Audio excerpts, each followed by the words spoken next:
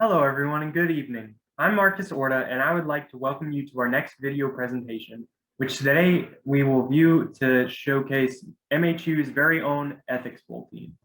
The Ethics Bowl, which this year was held online, is an annual event that works in a similar fashion as how one may think of a debate team.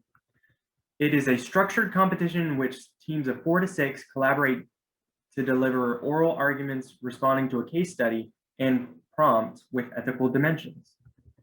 MHU has participated in this competition for the past 6 years, and though this year things were a little different, we continue to do so by attending the competition on February the 20th of this year virtually. This year, the theme was Ethics in a Pandemic, and the whole team, made from myself, Abigail Wilson, Ciara Mitchell, and Isaac Woodlee, would all like to present our own arguments delivered during the Ethics Bowl to demonstrate the value of its interaction with real-world ideas and of MHU's support for it.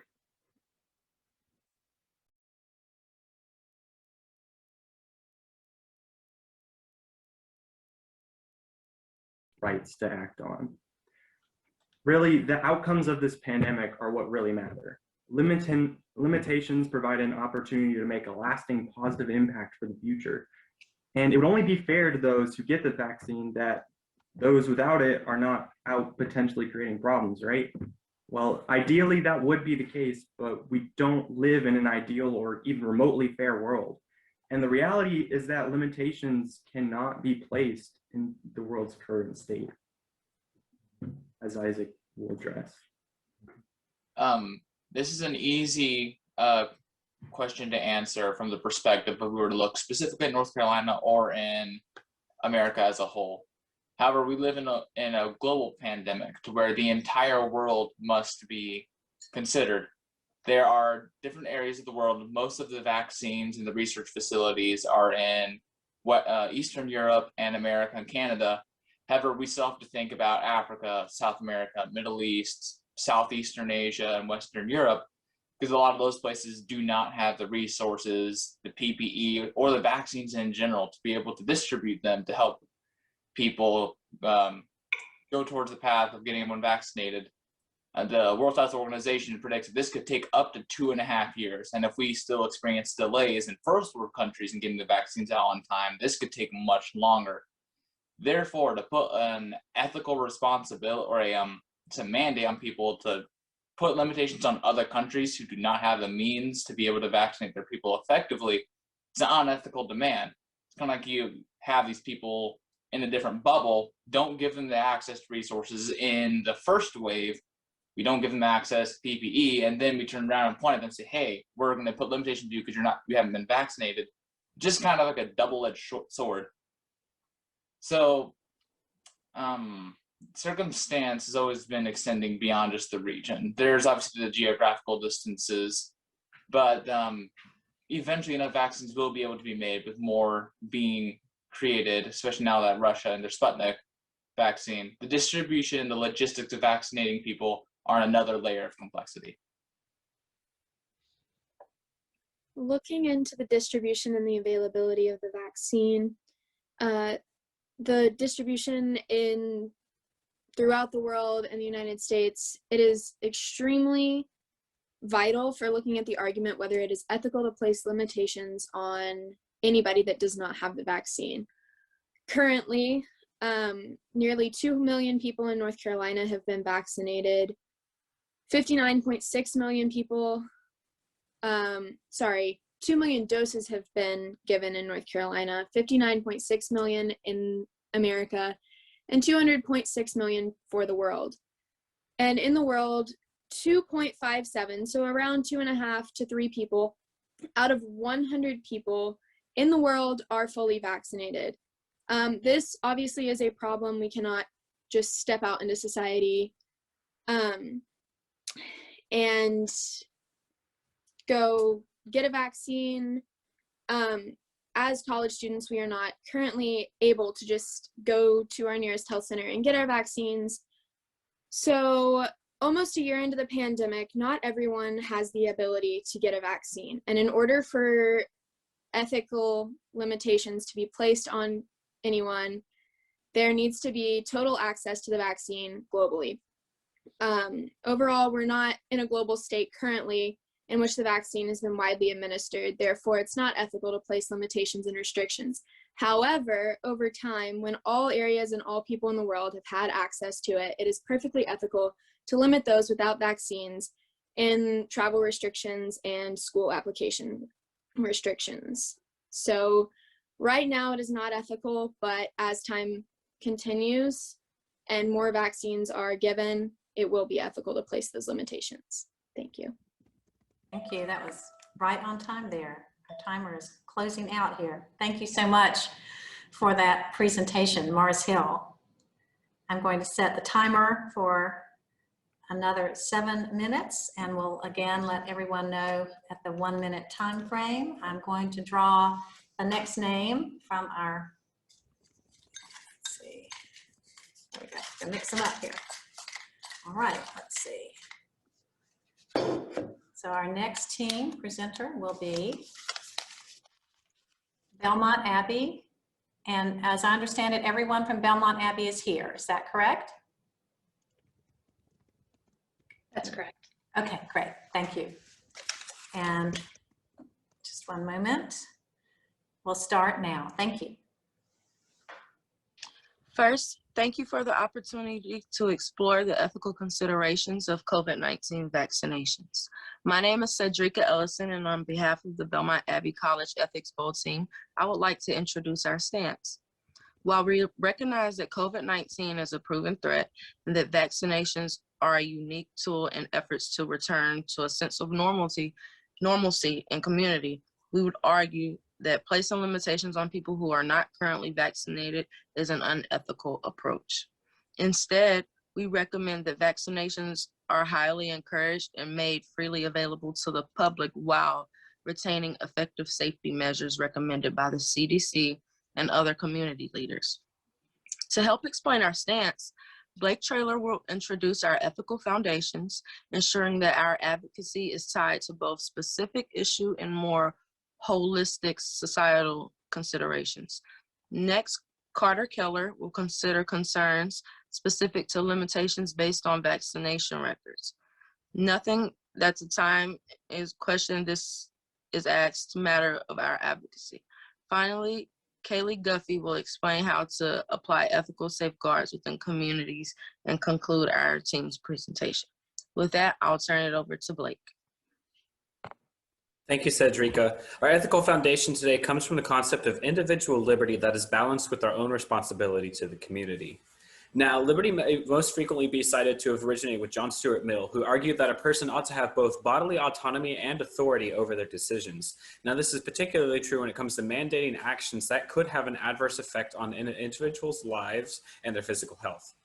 It is important to note that the COVID-19 vaccine is still new, which limits both its availability and its testing on particular populations, including pregnant women, children, the elderly, or immunocompromised individuals. It would not be ethical to create a stratified society based on the mandation of a vaccine that may inadvertently cause harm. Furthermore, regardless of if there are any harms to the vaccine or not, an individual ought to, above all, have bodily autonomy. A government must always prioritize an individual's freedom of choice in regards to what happens with their body. Yet Mill also noted that power may be authorized over a member of the community in order to prevent harm to others. Safety of the community still should or must be the counterweight to personal decisions in regards to bodily autonomy. And we believe that this justifies continued mandates for social distancing, mask wearing, and other reasonable covenants in which communities have partaken. These measures on their own do not pose any health risks to the individual that are partaking in these actions, nor do they violate an individual's bodily autonomy, while they do ensure that harm is prevented to the community at large. And with that, I'm going to pass the torch on now to Carter, and we're going to hear about applications for individual liberty. All right, thank you, Blake. So we will now walk through how these principles would connect with tangible examples in the present reality that's before us. So when a government entity passes ordinances or mandates requiring vaccination for COVID-19, they are by the very fact restricting liberty and the right to personal autonomy. Even more so, they are taking away the personal responsibility of the individual and the community. Therefore, by the ethical foundation we have provided, it would be unethical for the government to require vaccination, whether for travel, religious services, essential service, employment, or etc. Now, on the contrary, the private market, if given the freedom of discretion to limit certain activity, can allow for the preservation of personal freedom, personal responsibility, and liberty. If one business decides not to allow indoor dining until vaccinations hit a certain percentage in the local community, which is an indirect source of information, then this does not infringe upon the liberty of any individual or the community as a whole. It is an act of personal choice of the business and exercises responsibility for their community and exercises their own personal liberty. Now, staff interacting with the public, such as teachers in schools, Walmart employees, and others serving as an employee or staff member in different organizations, they don't have access to medical information on the regular basis, and for a particular reason, privacy. The medical information of one individual need not be the business of those who don't normally get that information when working with people. There's a pressing reality where some individuals may not be eligible to obtain a vaccine and or not be able to take the vaccine due to a medical condition or complications from the vaccine. Simply put, the gatekeeper does not need to know if someone has such a condition if they don't already get that information beforehand and or if they're ineligible to receive the vaccine. And so now to pass it off, I will hand this off to Kaylee, who will talk about how to effectively protect our communities from the coronavirus in light of these present realities specifically, and conclude our presentation. Thank you, Carter. In our current state, we have learned to live in community despite restrictions, and our numbers of new cases are currently plummeting. According to the New York Times on January 9th, the U.S. saw 252,129 new cases. On February 18th, the U.S. reported only 70,874. Although winter weather may slightly increase or decrease testing capacity nationwide, our numbers have been near or below 100,000 since the beginning of February. Targeted measures for non-vaccinated people won't work.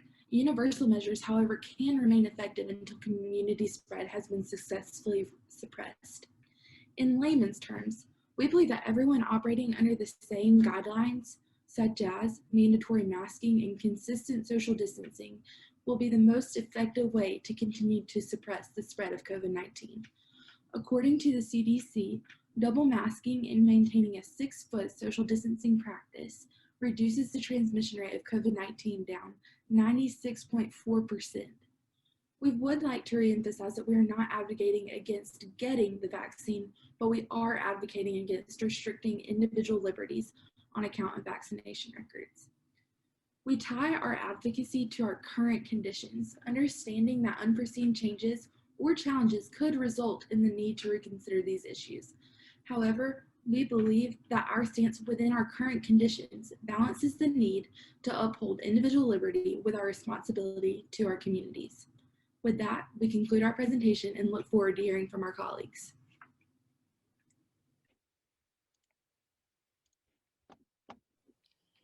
Thank you so much to our Belmont Abbey team. And I think this shows that as was mentioned earlier by our presenting sponsor, the non-threatening discussion and communication can be done, and the Ethics Bowl is a great place to show that, I think. All right, we'll have our next team. Holding up the two to pick from here, and that is Pfeiffer University. Is our Pfeiffer team ready?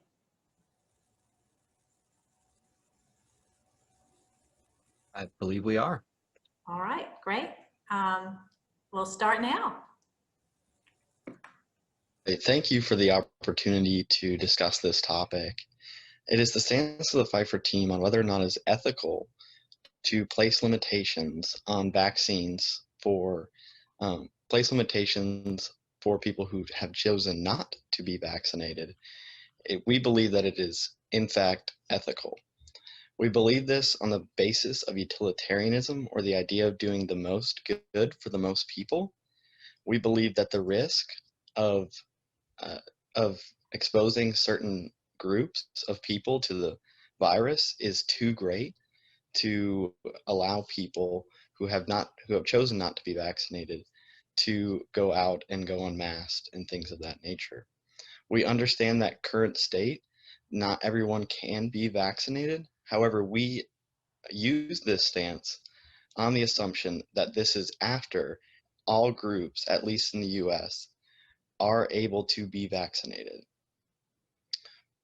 To further our stance, we will have first Athena talk about some personal experiences, and then we will have Haley further our stance, and then Athena will close.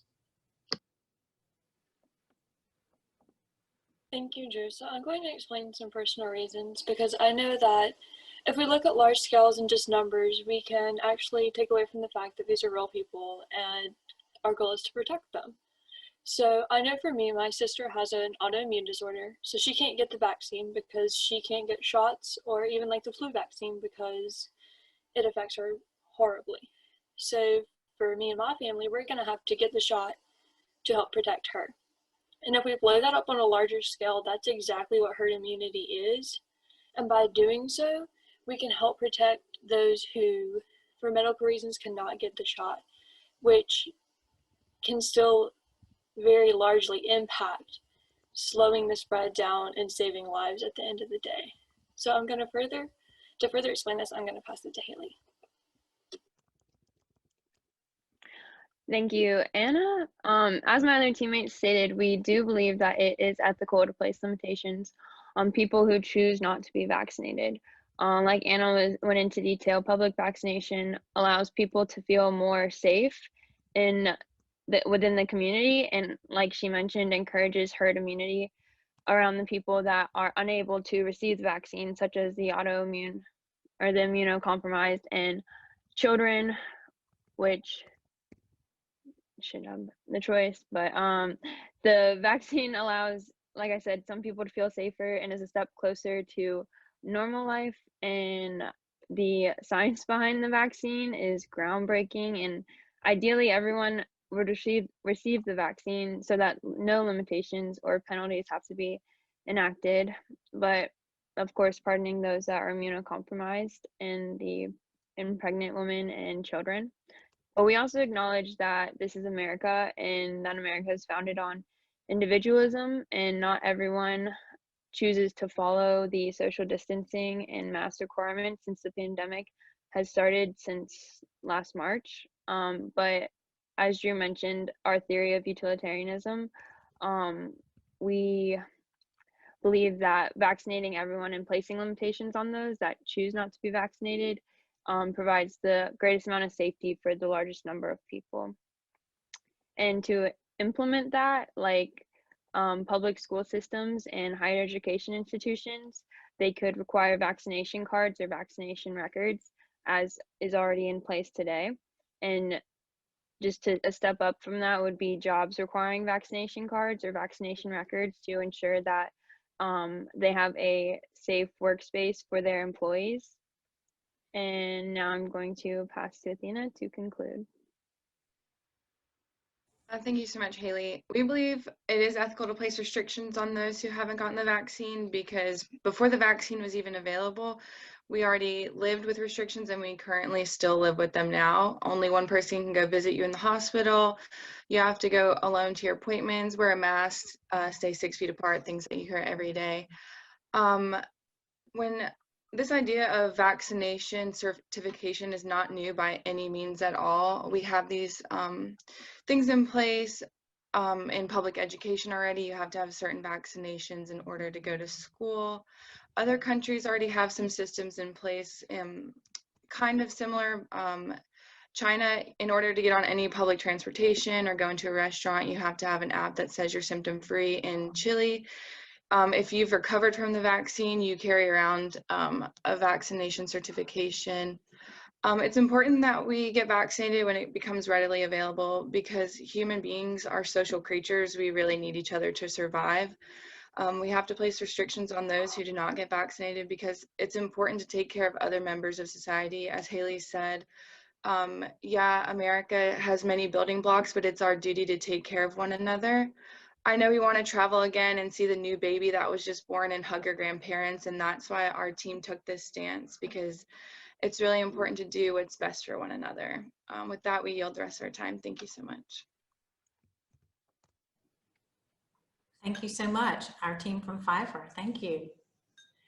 So I don't think there's any need to pull out the next name of our presenters, because that will be North Carolina Wesleyan.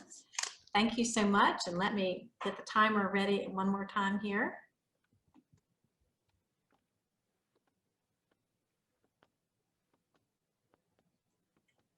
All right, is North Carolina Wesleyan ready? We are ready. Can you understand me well with this mask on? Can certainly understand you, yes. All right, excellent. Just thought I'd ask. If you're in a setting where you need to have it on, we want you to have it on. Oh, absolutely. But thank you for checking. Okay, we're ready to start. Yes, ma'am. Good morning. We, on behalf of North Carolina Wesleyan, would like to thank the NCICU and the volunteers for putting on the Ethics Bowl, especially considering the circumstances of this year. My name is Trey Robertson, and my teammates are Chastity, Honesty, Catherine, and Abigail. Our position on the COVID-19 vaccine is that we find it to be ethical to place restrictions on individuals who have not been vaccinated. We justify our position using rule utilitarianism, which you'll hear a little bit more about later from my teammate and the ethical guru, Honesty. Then my teammates, Chastity, Catherine, and Abigail will follow up with more facts and justifications. Finally, I will conclude by summarizing the entirety of the argument. Thank you, and I hand it off now to Honesty. Thank you, Trey. As our team captain stated, Trey, we believe that it is ethically sound and responsible to place restrictions on individuals who have not received the COVID-19 vaccine. We have arrived at our position using rule utilitarianism. This ethical theory asserts that an action is morally just as it adheres to a rule, and its consequences produce the greatest amount of good for the greatest amount of people. We believe in order to enjoy the liberties of life, for example, traveling or enjoying amusement parks, limitations must be placed on those individuals who have not been vaccinated for COVID-19, just to protect the general population. The rule here being centered around restrictions on those who have not been vaccinated, and the utilitarianism is protecting society, bringing the greatest amount of good for the greatest amount of people, the greatest amount of good being safety, and the greatest amount of people being society. My team members, Catherine, Chastity, and Abigail, will argue and provide evidence to support this ethical theory, and I will hand it over to Catherine. Thank you, Honesty. Both the CDC and FDA scientists have evaluated reports from people who experience any allergic reactions after getting a COVID-19 vaccine. Anaphylaxis is a common allergic reaction for those who experience an insect bite or food allergy, have experienced it after a COVID-19 vaccine. Although it is deemed rare and has occurred in approximately 2 to 5 people per million vaccinated in the US alone, based on reports reported by VAERS. This kind of allergic reaction almost occurs within 30 minutes after vaccination. Fortunately, doctors have provided medication to effectively and immediately treat patients who experience anaphylaxis following vaccination. And I pass this over to Abigail. Thank you, Catherine. One positive of placing restrictions on individuals who are not vaccinated is that the majority of individuals will be vaccinated. This will lead to herd immunity. Herd immunity is when a sufficient proportion of the population is immune through vaccinations, and this will lessen the likelihood of the illness spreading again. Even individuals who are not able to be vaccinated will still be protected because of the majority of the community being immune through the vaccination. If there are some people who cannot get the vaccination due to allergies, they will still not pose a threat because of the wide majority of people who are already being vaccinated. And I will pass it on to Chastity. Thank you, Abigail. According to an article from the CDC, the measles outbreak is a good example of herd immunity. 93 to 95% of the population is immune to measles, so an outbreak is very unlikely to occur again. This is because the majority of the population is already vaccinated for measles. Even though everyone doesn't have the vaccine, the majority of the vaccinated population saves us from another outbreak. According to Hopkins Medicine, the COVID-19 vaccine has a 95% effectiveness rate so far. Because of this, we feel like everyone should be vaccinated. Once more people are vaccinated and become immune, we as a general population can move back to a sense of normalcy sooner. Even if people do get sick from the vaccine, herd immunity will decrease the likelihood of another outbreak occurring. A lot of people feel like the COVID-19 vaccine is unrealistically dangerous, when in all reality, the side effects of the vaccine are no worse than the disease itself. Bell's palsy is an example of a rare side effect that some people have experienced from getting the vaccine.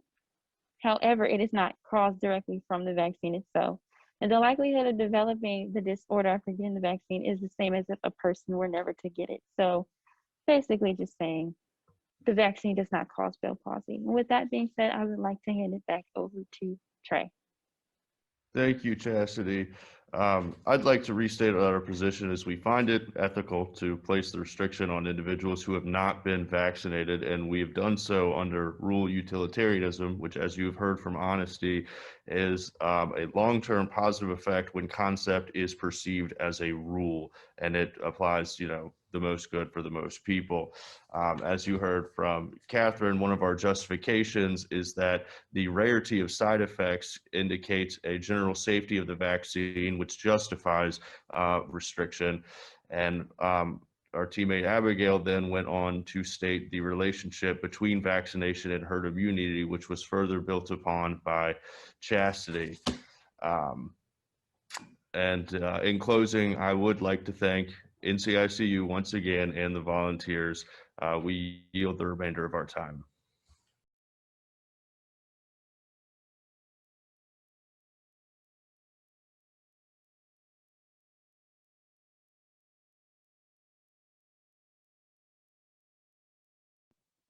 I want to thank the teams and the coordinators for your participation. As Hope Williams said, this is a very unusual year, but I'm glad we were able to do this. I thoroughly enjoyed the first session. I want to thank those who are with us who are prior year judges and moderators, and tell you that we will expect you back as a judge or a moderator next year when we're going to do this in person. I'm trusting that, and I thank our sponsors who are here, who have been so supportive and have made this possible now for 10 consecutive years, which is remarkable. Let me call on the campus coordinators to identify your campus and mention each member's name, and then we'll draw to see who presents first. So any one of you who wants to start can start. I'll jump in for Catawba. I'm Dr. Norris Feeney. I'm an associate professor of politics here at Catawba. And with me today are Paige Carter, Noah Brass, Nelia Holcomb, Bree Eller, and Nick Travato. Y'all speak up if I forgot anybody. Thank you. Who wants to go? How about Mars Hill? Hi there. I'm Ryan Bell. I'm a general studies instructor here at Mars Hill. I'm going to let the students introduce themselves. Hi, I'm Marcus Orta. I'm a sophomore at Mars Hill. I'm Abigail Wilson, also a sophomore.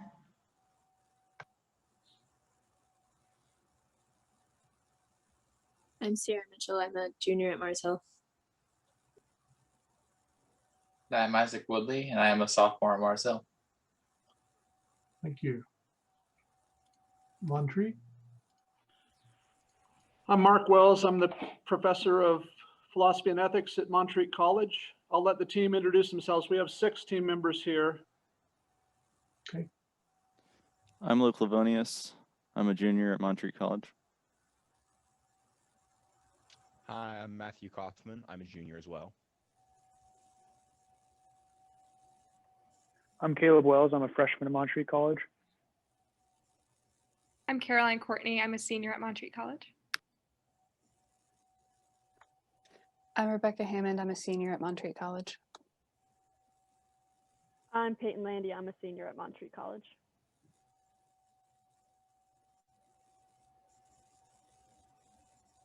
think that was 6, but I may have lost count. Is that 6? Okay, University of Mount Olive. Yes, good morning. My name is Tamara Atkinson, and I'm the chair for the Healthcare Management Department.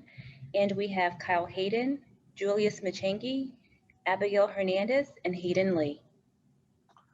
Thank you very much. I was interested to see some very familiar faces from past ethics bowls in this, and I look forward to this conversation.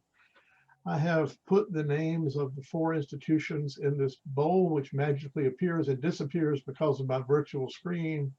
And I will draw a name out to see who presents first. It is Montreat College, if you will go first. Right. Good morning, everyone. Thank you for engaging in this conversation with us regarding the question of the ethical responsibility of local school boards to provide public education during a prolonged state of emergency, such as a pandemic. Montreat College holds the position that schools do indeed have a responsibility to provide a safe place for learning for children and teens. To serve students at a time like this, we would like to argue for a virtual or online option for learning. The number of students engaging in either virtual or in-person learning will depend highly on the number of students on a particular campus. In addition to this, students who are failing semesters will only be allowed to attend school in person.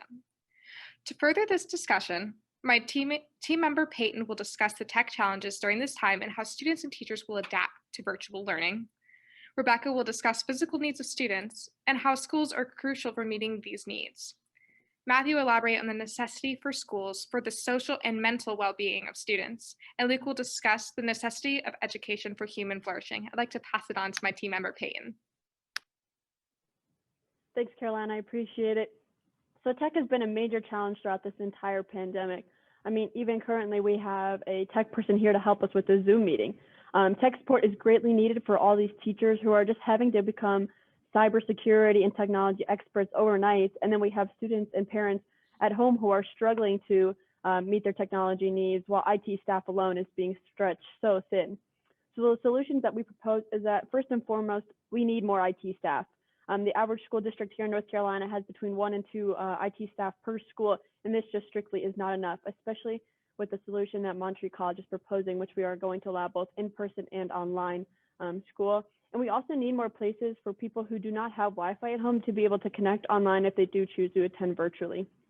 In fact, I'm a cybersecurity major here at Montreat College, and I actually work with the Carolina Cyber Center, who's actually been granted a grant from the state of North Carolina to actually help spread cybersecurity awareness training, but also to assist with this pandemic and actually establishing Wi-Fi access points for districts who are just less fortunate and have lower socioeconomic status. And so part of my job has been actually going out and helping these areas to provide Wi-Fi at local churches and other group community areas for these students. And just to see all the help that we've been able to provide has been great. And one thing that we need to say is that the best way to help tech, though, is also to stay open. And Rebecca is going to talk about why the physical needs of students also need to be met in person.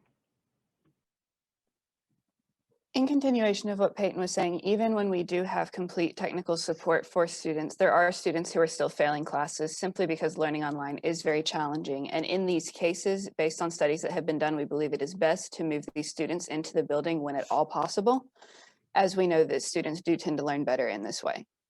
Another thing that schools provide on top of just education is they also provide for physical needs of students. One way that they do this is many students rely on public schools for getting food. They can get 2 meals at school, and when everything moved online, a lot of families were struggling with this. Schools also provide a place of safety for many students. As much as we don't want to necessarily acknowledge it, many students are safer at school than they are at home simply from a physical standpoint, and many do not want to go home afterwards due to their home life. Schools also provide an opportunity for athletics and physical activity, which allows students to interact with others, as well as provides a way to relieve stress, something which we're all aware is very prevalent throughout this pandemic. And Matthew is going to elaborate more on that. Thank you, Rebecca. Even as schools continue to help people to develop intellectually and physically, providing a safe environment for those activities, it is also imperative that schools continue to offer in-person interactions for the social and mental well-being of their students, and therefore eventually the community as a whole. primary education is in America today one of the few avenues most young people have to learn how to live among their peers, to make friends, and to find belonging. Just as they learn teamwork and develop camaraderie through athletics alongside the physical benefits thereof, the school provides an essential environment for social interaction. Mental illness and suicide are wreaking even worse havoc on people of all ages and classes now. Schools cannot remove one of the most important tools which young people have to help them cope. As a wise old book once said, it is not good for man to be alone. Dividing the intellectual learning from the physical and social learning is a gravely dangerous division to make. To speak more on the essentiality of unity there to the human condition, I turn now to my teammate Luke. Thank you, Matthew. Throughout the ages, it has been recognized that education is necessary for the formation of moral and ethical thinking. The capacity for this sort of thought lies dormant within every human being, but ethical and moral understanding must be developed through education. As ethical and moral thought is necessary for human flourishing, it can then be extrapolated that education, good education, is required for that kind of flourishing to be possible. Such was the realization of classical thinkers. For example, Cicero, who declared that the cultivation of the intellect through education was the foundation of a moral society.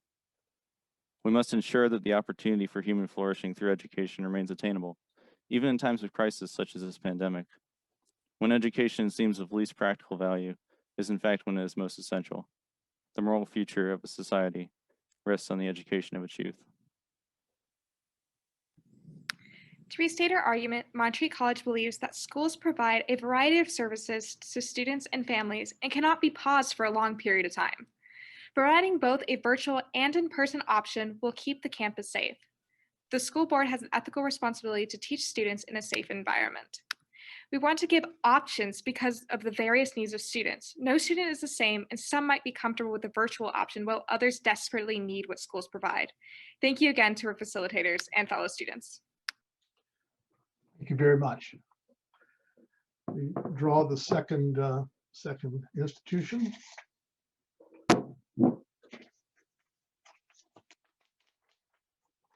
University of Mount Olive.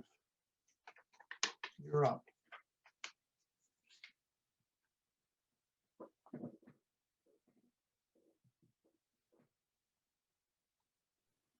Good afternoon, everyone. My name is Kyle Hayden. I'm proud to represent the University of Mount Olive, and thank you, judges and moderators, and thank you to the other teams that are participating alongside us. We appreciate the opportunity to be here, and we appreciate you all taking the time out to be here as well. So today we were asked the question, what is the ethical responsibility of local schools to provide public education during a prolonged state of emergency, such as a pandemic? And our answer, we feel that the best approach is the utilitarian approach. We feel that we need to have a full in-person option and a full virtual option in line with student, parent, and teacher preferences. Now, why do I say this? Why do we say this? Because local school boards have a fiduciary duty to provide the most robust educational experience in line with the North Carolina State Board Association.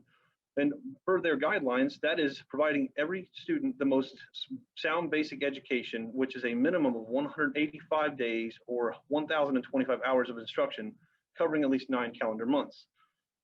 And they have to stay in line with the state educational board's program. At the beginning of the COVID-19 pandemic, to meet these state and local educational mandates, virtual learning was implemented. However, we've come a long way since the beginning of this pandemic. We feel that local school boards are responsible to provide an equitable educational experience to all North Carolina students. But this also applies to teachers who are tasked to achieve our educational standards and goals. We define the most equitable solution as providing both students and teachers, along with the students' parents, the resources they need to be successful. At the beginning of the pandemic, we had 3 plans outlined by the state of North Carolina and our governor, which was the Plan A, Plan B, and Plan C. To explain these plans and why we chose Plan A, I would like to pass it forward to my colleague, Julius. Thank you, Kyle. Yes, we analyzed the current options that have been proposed by the NC Education Department and looked at the advantages and disadvantages of each. Our interest was to see whether in the options proposed, are they providing an ethical model that will provide the greatest good for all involved, the students, parents, and teachers. In Plan A, this one is providing either in-person option or a virtual option. So the in-person option is the normal traditional program, but students have to follow rigorous safety measures, including wearing masks while in school, social distancing, and sanitizing surfaces. The advantage of this is it provides social interaction and a sense of normalcy. The disadvantages would be that some people would argue that there are safety issues involved. For the virtual option, students take classes from home online, and they have to be fully supervised by the parents when they're doing this. This provides a scheduling challenge for parents, not to mention the increase in the rate of mental health diseases, drug use, and other social related inconsistencies, in addition to the huge technology disparity. For Plan B, the hybrid program, students take a class in person and then later on in the week, they take one online. I have a biology class that I take on Monday, and then on Wednesday and Friday, I take it online.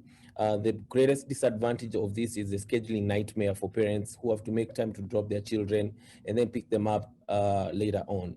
For Plan C, the fully online plan, students take classes from home. The advantage of this obviously is that there is more safety. The greatest disadvantage to this is that parents have to be really involved, and this may create social-emotional challenges for the students that are involved.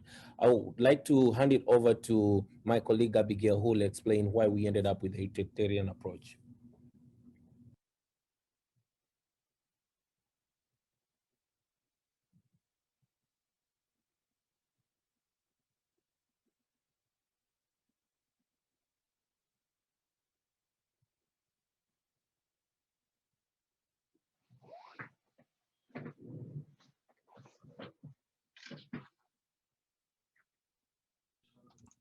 Is it possible? So, thank you, Julius. For the solution of case 2, from all the plans that are available, the most ethical way is to drop Plan A. We really feel that the Plan A is the best solution for when people wear their masks, wash their hands, and social distance. This can help reduce the spread of the virus, and to get more information of Plan A, I'll pass it to my colleague, Hayden. Thank you, Abby. So we chose Plan A for several reasons. The main reason was we have found several studies, including a pediatric study that was conducted in North Carolina. It was conducted over 9 schools with almost 100,000 students and staff. And they found there was almost no transmission, no secondary transmission, and the rate of transmission was almost less than 1%. And another big factor was the amount of suicides and drug use that have occurred in 2020 among high school and middle school age children, and even elementary school age children. The number of suicides have almost doubled, and drug use has increased a large percentage. And we are really seeing a lot of mental health crisis as well, along with the coronavirus crisis. And so we thought that Plan A allowed a choice for parents who want to send their children to school, who may have kids who are struggling, learning at home, struggling with these mental issues. Our education is suffered online. The numbers are not as good as they are when we have in-person learning. There's more dropouts and more students failing grades than ever. I believe it increased almost 10%. It almost increased 10% the number of students who failed a grade last semester. And so we're really seeing students take a lot of punishment as a result of this crisis. And so that's why we went with Plan A. We feel that Plan A allows those who want to keep their kids home safe, and if they want to have that option to do full online learning, then they can do so. But if you want to send your kids to school and you want to have them engage in that social element, engage in physical, actual paper and pen schoolwork like it was before the pandemic, while trying to keep them safe, as shown from studies that have occurred, then it allows the freedom of choice for everyone. Thank you. So in conclusion, that's why we feel that the utilitarian approach is the best method to counteract the COVID-19 pandemic. And we feel that the most equitable solution is giving the parents, the teachers, and the students the choice as to what is the best solution for them. Thank you.